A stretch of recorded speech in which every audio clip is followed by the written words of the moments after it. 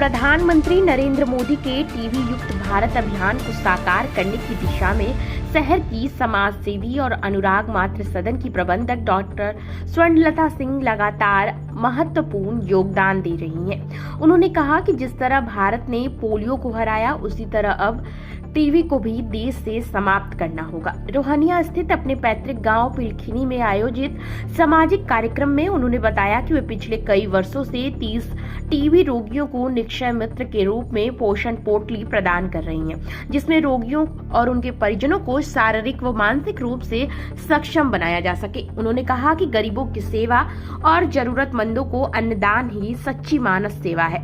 उन्होंने कार्यक्रम में जिला क्षय रोग अधिकारी डॉक्टर पीयूष राय मुख्य अतिथि को जोड़ा।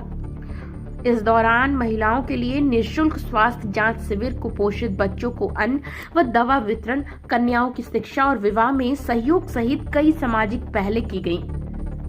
का वितरण किया गया और क्या क्या चीज वितरण की गई और क्या कहेंगे उन बच्चियों के लिए? टीबी मुक्त भारत अभियान में सबसे पहले निक्षय मित्र की तरह लोगों को पोषण पोटली दिया गया और पोषण पोटली का अभियान ये शुरू हुआ है 2022 से मैं कर रही हूँ और आज भी हर दिन एक टीबी के पेशेंट को मैं खाना दे रही हूँ और ये सोच रही हूँ कि इस पोषण पोटली के थ्रू हम लोग जो प्रधानमंत्री ने सपना देखा है उस कार्य को हम लोग आगे बढ़ा देंगे और 2027 तक जो हमारा मिशन है कि टीबी मुक्त भारत करेंगे उसमें हम लोग सफल होंगे। मैं बात की जाए तो 2014 से लेकर निरंतर आप टीबी मुक्त भारत का एक जो सपना है सरकार का वो साकार करती नजर आ रही है और आज इतने बड़े पैमाने पे कन्याओं को लेकर और जो टीबी के बच्चे उनको पोषण पोटली दिया है, तो क्या विशेष था आज? 10 वर्षों से बेटी बचाओ बेटी पढ़ाओ कार्यक्रम में हम लगे हुए हैं। बेटी बचाओ बेटी पढ़ाओ कार्यक्रम के अंतर्गत बेटियों की शादी कराना हमारा मुख्य लक्ष्य है और सबसे ज़्यादा है कि पढ़ाने के लिए, क्योंकि लड़कियां जब तक पढ़ेंगी नहीं, स्वावलंबी होंगी नहीं और सशक्त बनाना है उनको, तो हर हालत में उन्हें पढ़ाने के लिए शिक्षा भी देनी है। आज उसी को देखते हुए 8-10 साल से मैं कार्य कर रही हूँ और इस बार भी उन लोगों को पढ़ने का सामग्री और साथ साथ शादी की सामग्री दिए गए हैं। तो कितने बच्चों को दिया गया है? 30 बच्चों को दिया गया है। उन लोगों को पढ़ने का सामग्री भी 30 को दिया गया और 30 लड़कियों को दिया गया है शादी के लिए। डॉक्टर साहब, वुमेन एम्पावरमेंट, महिला सशक्तिकरण की बात हो रही है मैम, और अभी तक तमाम लोग उसके सशक्तिकरण के लिए संघर्षरत ही है। क्या कारण है मैम कि अभी तक इस प्रकार की चीज़ें चल रही? अभी तो सरकार के जितनी समस्याओं का समाधान करना कोशिश कर रही है, लेकिन जब तक हम लोग जागरूक नहीं होंगे, सिर्फ सरकार के समाधान चुनने से नहीं होगा। हम लोग उसके लिए आगे बढ़ेंगे और हर तरह से एक शिक्षा देंगे लड़कियों को कि किस तरह से सशक्त रहना है, किस तरह के समाज में किस तरह से अपने को सुरक्षित रखना है और उसी सब के बारे में आज सारी बातें हुई हैं और चाहते हैं हम कि इसी तरह से हम लोग उनको हमेशा मार्गदर्शन करते रहें। मैम, अब शारीरिक पोषण के लिए पोषण पोटली बांटती हैं, मानसिक पोषण के लिए अगर बात की जाए तो गांव देहात में कुछ महिलाएं अपने ऊपर हो रहे अत्याचार को छुपाती हैं लोक लाज के भाव से। ऐसी महिलाओं के लिए कुछ कहना चाहिए? लेकिन जो पहले जितना क्राइम था उससे अब जितनी सरकार जितना चीज़ उनको बताई है कि नाइट स्क्वाड भी चल रहा है, पिंक भी चल रहा है, जितना चीज़ें हैं, जितना सरकार उनको दे रही हैं सुरक्षा, उससे अब लड़कियां काफ़ी स्वावलंबी हो गई हैं। सब समझ रही हैं कि हमें कहाँ शिकायत करना है, अहिंसा हमको अपने नहीं झेलना है, पढ़ लिख कर आगे बढ़ना है और स्वावलंबी होना है। तो आज जिस तरह से पोषण पोटली प्रदान की गई है स्वर्णलता मैम की तरफ से और निरंतर कई सालों से मैम बहुत ज़्यादा टीबी मुक्त भारत का सपना जो सरकार देख रही है उसमें साकार करने पर लगी हुई है, क्या कहेंगे? हाँ, मुझे धन्यवाद देना है डॉक्टर स्वर्णलता सिंह मैम को।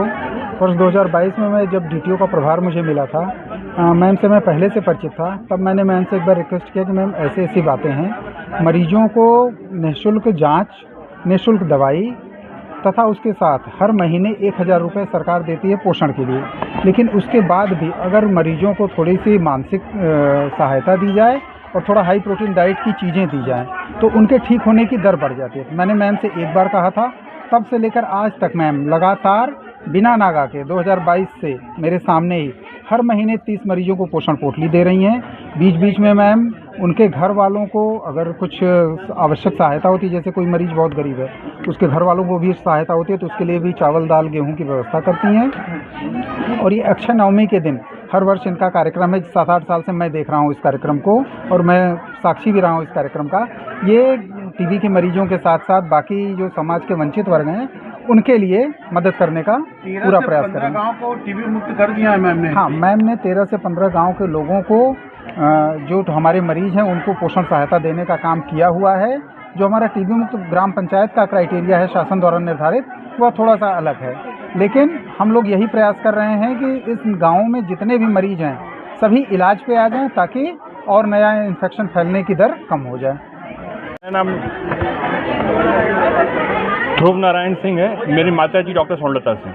बात की जाए तो जिस तरह से आज बच्चों के चेहरे पर खुशी देखने को मिल रही है और जो स्वर्णलता मैम है निरंतर कई सालों से टीबी मुक्त भारत का जो एक सपना है वो साकार करने को लगी, क्या कहेंगे उसको? मुझे लगता है कि डॉक्टर स्वर्णलता सिंह मेरी माता जी ने जो कार्य किया है उससे बहुत लोगों को प्रेरणा मिलेगी और ऐसे जो समाज में जो लोग सक्षम हैं, जो लोग जानकार हैं उनको आगे आना चाहिए।